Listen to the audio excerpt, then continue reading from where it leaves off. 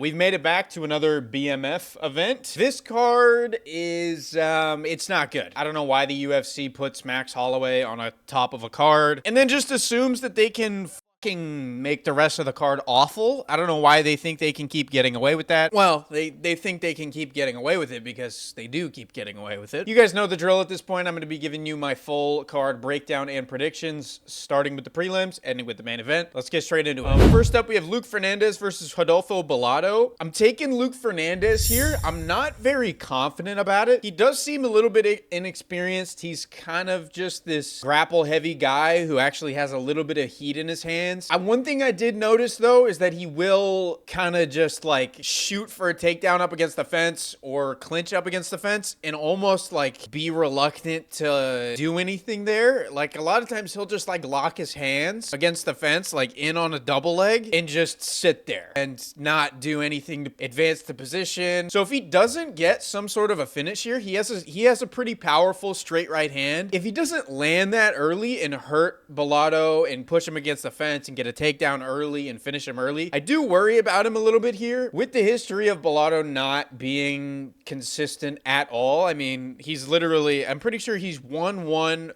1-1. You literally don't know what you're getting out of him. From a defensive standpoint, he's not very good. His striking isn't good either. His striking defense isn't good. I just don't think he's very good. Jimmy Crute's not good. Didn't look good against him. Paul Craig was low-key piecing him up on the feet with those body kicks, which isn't good. I'm pretty sure Paul Craig's retired now. He got fucked up by Navajo Sterling for 3 rounds. And your only win is Ihor Potieria. Not impressive at all. And it used to just be that, oh, maybe he has like one punch knockout power, but he hasn't shown that in God knows how long. So the experience is on the side of Bellato. So if it does go to, say, the 3rd round, there is a chance for him to win. But I just do think that Luke Fernandez is a little bit more athletic. I think he's more powerful. I think his grappling is better. His grappling is kind of his strong suit. So we'll go with Luke Fernandez. I think he gets a finish somewhere in the early rounds. I don't know what it's going to be. It could be one of those straight right hands. It could be a finish on the ground. I do think he gets it done early, though. Up next on the card, we have Ilia Topuria's doppelganger, Gaston Bolaños, versus Jung Young Lee. I'm taking Jung Young Lee here. I'm not stoked about it because he is really dumb. He's athletically gifted. He's pretty well-rounded, but he is dumb as rocks. You never know what you're getting out of him. Losing to Hyder Emil the way he did, it was like inside of a minute from what I remember. That's bad, obviously. You don't want to get TKO'd, let alone inside of 1 minute. But he fought Daniel Santos to a decently close 15 minutes. I know he lost it was pretty obvious that he lost the entirety of the fight, but he didn't look terrible. He's just kind of stupid, and a lot of times when they get through grappling exchanges, he kind of just like, whatever pops into his head first is the first thing that goes. And that goes for grappling sequences and on the feet. There's just no calculation to it, so that is the worry here. Gaston Bolaños would get hit by a parked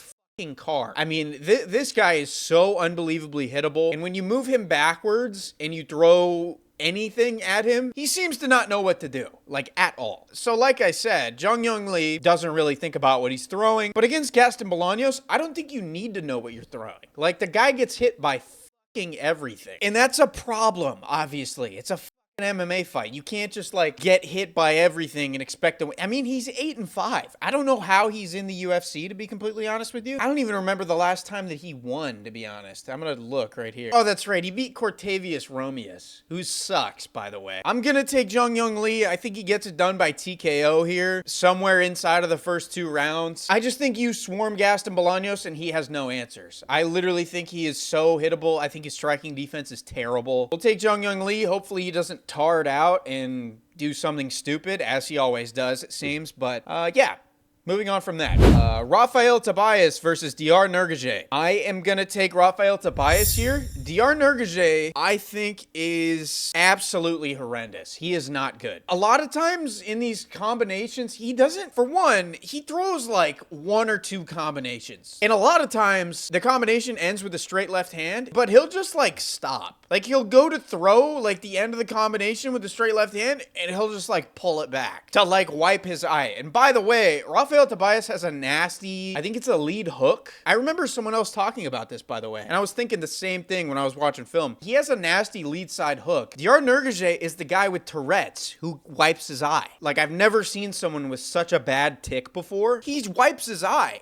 It's the same side that hook comes from. If he's wiping his eye and Rafael Tobias catches onto it, as I'm sure he already has because he's been preparing for this fight for a while, just find a time to bang the left hook. He's literally going to be covering up his eye for like half the fight. One of the worst ticks, if not the worst tick I've ever seen. He probably gets a TKO here inside of 1 round. I mean, Diar Nurgaje is not good. His striking defense isn't good. And on top of that, he's literally covering up one of his eyes for half the fight. Not explosive, kind of fat, honestly. And in a lot of fights, he tries to like push guys up against the fence, like out blob them almost. There's no path to victory here for him, I don't think. I don't think he's good. I think he's really untalented. I think he's predictable. I think he's out of shape. And I don't think that if you have that bad of a tick, you should be fighting in any combat sport. I don't think that should be allowed. It literally covers up one of his eyes for the whole fight. Moving on. I'm taking Rafael Tobias by early finish.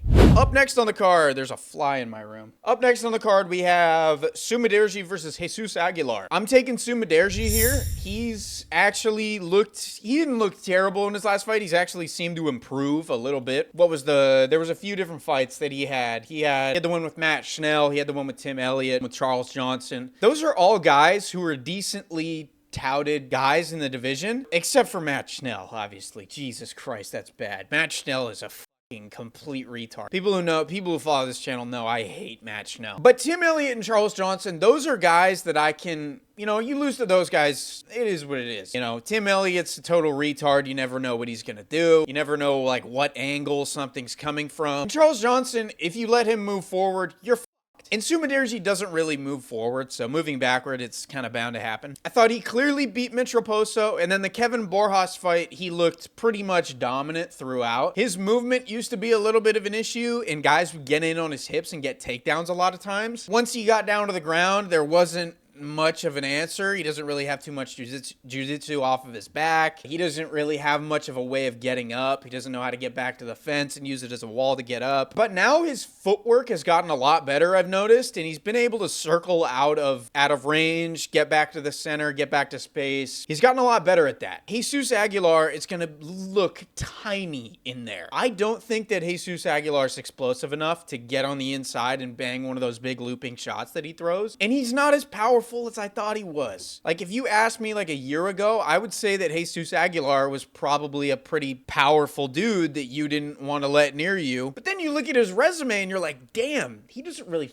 can put anybody away. If anything, if he is putting people away, it's on the ground. And I don't think that he's going to be able to get to the hips of Sumaderji. I think that Sumaderji is going to be able to basically pick him apart for 3 straight rounds and possibly get a late TKO. I think that in order to get into range, Jesus is going to have to take 3-4 shots on the chin just to get his style going. I don't think he's going to be able to get on the hips. I don't think he's going to be able to get in close and bang one of those big hooks. I just don't see it. So yeah, we're taking Sumaderji here. I think he wins either by late TKO or most likely decision. Up next on the card, we have Cody Durden versus Naim Jargal Tumendemberel. I'm taking Tumendemberel. I don't like it because I do think that this is just kind of a low-level fight here. I just think Cody Durden sucks, man. His strong point is the grappling, and I do think that Cody Durden will have success early. I think he'll be able to get Tumendemberel down. I'll just call him Khan. Isn't that his nickname? Isn't it Khan? I'm not going to keep saying this guy's name. He doesn't even have a nickname. He's from Mongolia. I'm calling him Genghis. I do think that Cody Durden will be able to get Genghis down, but the issue is a lot of times Cody Durden slows down, dude. I've noticed. And his recent record shows that he has not been good as of recent. 1, 2, 3, 4, 5. 5 of his last 6 he's lost, and the one win was to Matt Schnell. Yikes. That's bad, bro. Yeah. I mean, Tumendemberel's not good though, dude. He's not. I do think that if Cody Durden does keep shooting those predictable takedown entries that he does throughout the course of the whole fight. I think there's a guillotine threat in the second or third round. If Cody Durden doesn't hold good top pressure, he will get swept and reversed. And at that point, that's bad. If you let Genghis on top of you, he's kind of known to submit people at a pretty high rate. With the way that Cody Durden slows down, I think that that's going to be a bit of a issue. I think he has success early. I think he's able to hold top control for the first round, maybe 2 rounds. But I do think that Genghis will get a finish here in the third round. I'll take it by submission. He does actually get submissions at a pretty high clip. I think the striking is pretty even. They both suck. That's all I got for that one. Kind of a low-level fight, but whatever. Moving on. Up next on the card, we have Alberto Montez versus Ricky Turcios. I'm taking Montez here. I'm pretty sure this is the guy that has a bunch of, I think it's front headlock positions from what I remember that he's pretty good at. I'm going to check his record, actually. I think that he has either a lot of Darces or Anacondas or guillotines. It is. His last 3. Anaconda, Anaconda, Darce, Anaconda. Yeah. Ricky Turcios is a tricky guy to submit, though. Because he's literally like, it looks like he has rabies. Like, the guy is not defensively responsible. Nothing he throws has much heat in it, but he doesn't stop. Like the guy looks like he was hitting the crack pipe. To be honest, I don't know if that's very much of a good thing, because the way that he fights is very defensively irresponsible. The way that he fights just gives his opponents more opportunity to find something. I can imagine that Montez could end up gassing out, because Anacondas are really, those front headlock submissions are pretty hard to lock in, especially against a guy like Turcios. There is a possibility that he gasses out and gets a bunch of lactic acid built up in his arms from trying to get the squeeze, doesn't get through, and Turcios finishes him in the third. I think that is a possibility, but just how defensively irresponsible Ricky Turcios is. Like, he has like this like boxing stance almost, but he's like hunched forward, like almost like asking to get hit in the face. And that's just on the feed. I don't even know what I'm talking about at this point. I think Alberto Montez does get a submission. I don't know if it goes by Anaconda or Darce, but I do think he gets it in the second or third round. Even from a technical standpoint, Ricky Turcios isn't very fundamentally sound, so to say. He doesn't really get finished on the ground from what I can remember, but with a guy whose specialty is finding those submissions, I'm gonna lean that way. So we'll take Alberto Montez. I think he gets a submission in the second or third round. Most likely Anaconda, I guess, or Darce or guillotine, based off of his fight history, but we'll see. Maybe Ricky can pull it out just by the depths of his cardio, but we'll see.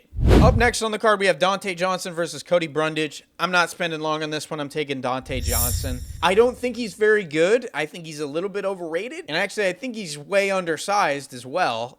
Even though he has fought at like heavyweight, light heavyweight. I think he actually fought... Do I remember? I think he fought at heavyweight on the Contender Series. Is that right? He did. Oh my God. Yo, that's kind of a deep pull that I remembered that. Holy shit. He has heavy hands, mixes in the wrestling actually from what we saw in his last fight, which is kind of Cody Brundage's strong suit, I guess, is the wrestling. Dante Johnson's way more explosive than Cody Brundage is. Cody Brundage doesn't know how to circle off the fence. He kind of just plants his feet in the ground and throws in hopes to connect before you do in order to stop your forward momentum. Kind of a retarded game plan, but he seems to do it in every single fight. And that's stupid. I don't know why you would ever want to do that against a guy like Dante Johnson who relies so heavily on his athleticism. You know, I guess, man, you know. Yeah, Dante Johnson will probably get a TKO in the first or second round here. I can see it by ground and pound. I can see it by flipping him with an overhand and then finishing him up against the fence. Cody Brundage is not good. I don't know how the this guy's still in the UFC. Dude, he has to have some sort of dirt on Dana or Hunter or somebody for them to keep him around. I don't know how it's possible. And it also seems like he shows up every 2 months. Like, the guy's around way too much, let alone a pay-per-view. Like, he's on way too many he was on UFC 300. How is that possible? Anyways, moving on. Up next on the card, we have Cody Garbrandt versus Long Zhao. I'm taking Long Zhao. I can't trust Cody Garbrandt in 2026, dude. I just can't. From a technical standpoint, Cody should piece Long Zhao up for 3 straight rounds. He should. That is what should happen. 100%. That should be the outcome here, because Long Zhao's, his striking isn't completely sharpened. He has a lot of fights on his record, but it's to low-level competition. He hasn't really shown the ability to like throw these long, drawn-out combinations where he can put put stuff on the end of things where he's made a read earlier in a fight, and he hasn't really shown that he can finish at a high rate on the ground. There are just a lot of holes, and he's not fundamentally sound, but he's a lot younger, and he's a lot more athletic at this point for the stages that these two guys are in their career. Like, prime Cody, obviously, probably wipes the floor with Long Zhao and puts him away inside of 2. It's 2026 Cody, dude, and that's literally what I'm basing this off of. Long Zhao, from a technical standpoint, is nowhere near Cody Garbrandt, but Cody Garbrandt has confidence issues. His record as of recent isn't very good. He has shown the susceptibility of being taken down and not really having an answer to get back to his feet. It's 2026. I can't trust Cody Garbrandt to win a fight in 2026. I'll take Long Zhao, man. I'm not stoked about it, but I hope Cody does win this. I can't trust him, man. I'm moving on. I'm sorry. That was that wasn't much of a breakdown, but that's what I got for that. Up next on the card, we have Gregory Rodriguez versus Bruno Ferreira. I'm gonna take Bruno Ferreira, I think, dude. Yeah. This is literally 50-50. I don't know how Gregory Rodriguez is a favorite. How is that possible? So for people who don't know, this is a rematch. And in the first fight, Bruno Ferreira knocked Gregory Rodriguez out cold with almost like this ducking. It was a right or a left hand. I can't remember. But Gregory Rodriguez, as he does, just like walked him up against the fence and then like stood in front of him and waited to like unload some sort of a combination. But like as he was doing that, Bruno just like slipped onto the first punch and banged one as Gregory's literally just standing there squared up to him, and he went out cold. And people since then have been saying that Gregory Rodriguez, oh, he's grown so much, he's gotten a lot better, he's this, he's that, his style's changed. No, it fucking hasn't. Even against Jared Cannonier, the dude emptied his gas tank, did the same thing where he just plods forward and tries to unload hooks against the fence, and then guess what? Couldn't put him away. Gets finished. Nothing has changed. He hasn't changed his style. And that being said, I don't know what it is that makes people think that this is going to be some sort of a different fight. Gregory Rodriguez does the same thing in every single one of his fights where he just like plods forward, gets you backed up in a corner, and then just unloads. And if Bruno Ferreira slipped one and slapped a bomb over the top of one of his shots, why wouldn't he be able to do it again? It wasn't like some crazy, oh wow, he pulled one out of the fire and somehow landed some desperation shot to put him away. It's like, no. He just slipped and threw, and that was it. And nothing has changed from RoboCop. I have the same outcome as the first fight, to be honest. If anything, Bruno Ferreira has gotten better. He's gotten a little bit more calculated, a little bit less reckless, which I like. And Gregory Rodriguez hasn't, dude. He does the same shit in every single fight. Yeah, we'll take Bruno Ferreira. We'll take him by KO, just like the last time. Up next on the card, we have Drew Dober versus Michael Johnson. Ugh. I'm taking Michael Johnson, dude. Drew Dober's chin has seen better days, dude. And Michael Johnson, one thing that will never leave him is his speed. The guy is fast as shit. He might be one of the fastest lightweights on the planet still. Like, he's so fast. Crisp boxing, comes from all angles. Obviously, the striking defense is the worry because he holds his chin up high a lot of times. And, racially motivated. Oh, Drew Dober, he always knocks out the black guy. He was losing to Kyle Prepolek until he cheated, like, 3 times against Kyle Prepolek, by the way. Drew Dober, I don't know about you guys, I hate this guy, by the way. Drew Dober is a serial cheater. Every single one of Drew Dober's fights, the guy's cheating in some way. He's literally just a Walmart Michael Chandler. And Michael Chandler is the Walmart Michael Chandler. Michael Chandler sucks. And Drew Dober is just a worse version of him. Stands up a little bit higher, not as athletic, I get it. But like from a cheating standpoint, they're neck and neck, dude. They're both serial cheaters. And that's how he beat Kyle Prepolek, dude, was by cheating, kicking him in the nuts over and over, hooking the glove. I hate this guy anyways. And honestly, that is a little bit of the reason why I'm taking Michael Johnson, because I want to see Drew Dober go unconscious again. I mean, he got stiffened by Manuel Torres. That was bad. It was Manuel Torres, to be fair. But yeah, I think Michael Johnson uses his speed. I think he's able to get a TKO somewhere inside of the 2nd or 3rd round. I just hope that he's not piecing up Dober early and then he gets into that spot in the 2nd round that we see him get all the time in his past fights where he's less locked in, because in his head, you can see it change too, by the way. A lot of these Michael Johnson fights, he's winning the 1st round dominantly, and then the second round comes, and he's like, oh, dude, this is easy. I'm going to ease up now and just let things fly. And then he gets chinned. So hopefully that doesn't happen. Yeah. Hopefully that doesn't happen. Yeah, we'll take Michael Johnson. Hopefully Drew Dober gets slept, because Up next on the card, we have Rob Font versus Raul Rosas Jr. I'm taking Rosas Jr. Rob Font, New England Cartel, has shown the ability to not be able to get back up from the feet, or from the ground, rather. Can get picked apart at range, too, because he has that kind of closed, like, closed high guard boxing stance, where he's very lead leg heavy, and he needs to kind of get in tight in order to throw those looping shots. Rosas has a nasty teep. He has nasty body locks, too, so if they do get close, Rosas is going to get a body lock and just pick him up and slam him. And then from there, Font hasn't really been able to get his butterfly hooks in. He hasn't been able to get back to his guard, get feet on the hips, any of that. And even when he does go to get taken down, doesn't hold on to a whizzer as much as you would like to see guys. Like it seems that is absent. Guys will let go of a whizzer for no reason. And now people saw Piotr Jan elbow Marab, by the way, in the forearms. Don't do that. Like, people try to start doing that now, and they just get picked up and slant. The problem you have to address is breaking the hands. That's like rule one. When a guy has that on you, break the grip. That's what you attack. And guys will just start elbowing, like, I don't even know, what was I talking about? I'm talking about Rob Font. Yeah. Just like, his grappling's not good. That's what I'm trying to get at. Sorry, I started going off on a whole tangent. I think Rosas is better at range too with he has long legs, so he'll be able to stab that teep in there. If they get close, I think he gets a body lock, slams Font down, and probably submits him. I got Rosas. I got Raul Rosas.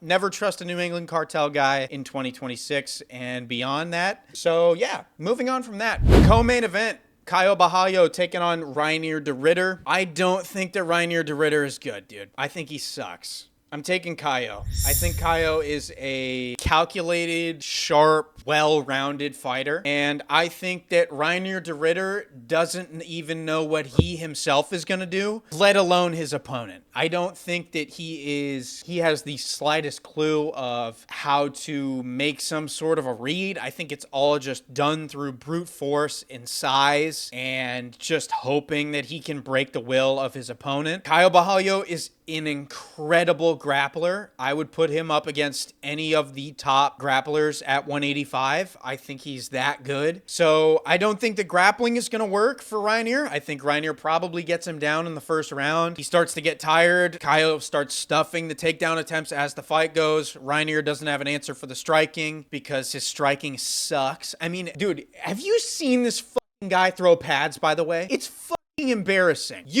You watching this video right now, you could probably hit pads better than Reinier de Ridder. I'm not kidding. It is hideous to watch. And a lot of his wins are done through literally brute force. And it's a pretty good way of winning fights nowadays. Like, we see it, like, I don't want to say DDP because I think DDP is way better than Reinier de Ridder. But even that style, like, it's the same thing with Reinier, but he's like, there's no meaning behind any of it. Like, it's just like, the knees. You could say the knees, I guess. The knees are the best part that he has. Caio's too fast, dude. I don't think he's gonna allow, and he has the ability to go 5 rounds and beyond.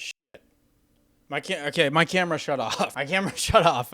We're back. I don't know what I was talking about. I think I was talking about how much better Caio is than Reinier de Ridder. I'm gonna move on from this because I don't know where I was in my rant. But, yeah. We're taking Caio. I think he gets it done by TKO, actually. I think Reinier breaks, as he did against Brendan Allen. I think if he has any sort of resistance where he can't get a hold of the guy, then there's a big issue with his gas tank. I'm taking Caio all day here. Main event time. Charles Oliveira taking on Max Holloway. Man, this is like watching... This is the equivalent to, like, watching your, like, parents beat the shit out of each other.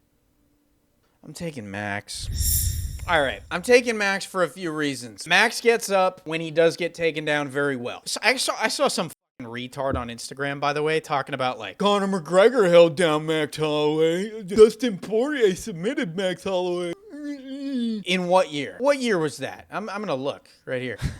That was in 2012. Hey guy, if that guy is somehow watching this video, delete everything you've ever posted on social media. You are a retard. So for one, Max Holloway gets up at a pretty high clip. For two, Charles gets hurt and gets lit up and sparked up in every single one of his fights. Bar the Gamrot fight, because Gamrot doesn't know how to strike at a high level and took it on like a week's notice or whatever it was. Charles is the most hittable guy that there is inside of the top 10 at lightweight, probably. At the same time, he's one of the most dangerous, if not the most dangerous. But Max being the most prolific volume striker that there has ever been, he's gonna be able to find a combination. And if Charles goes down, I think Max will follow him into the guard and get a TKO. When I was originally thinking about this fight, I was thinking, okay, Max is gonna throw those spinning body kicks. That leaves the opening for Charles to step in, get a body lock, circle to the back, maybe get the rear naked choke like he did against Poirier or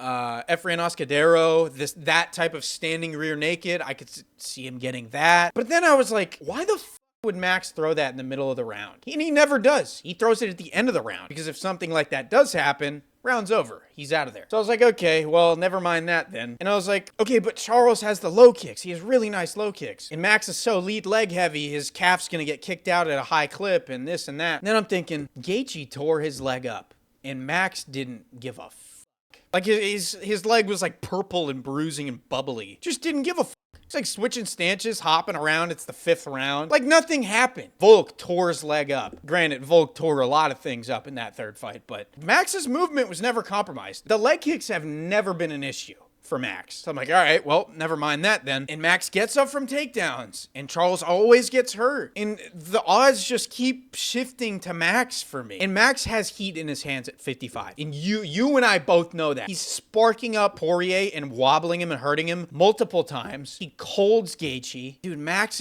hits pretty fucking hard at 55.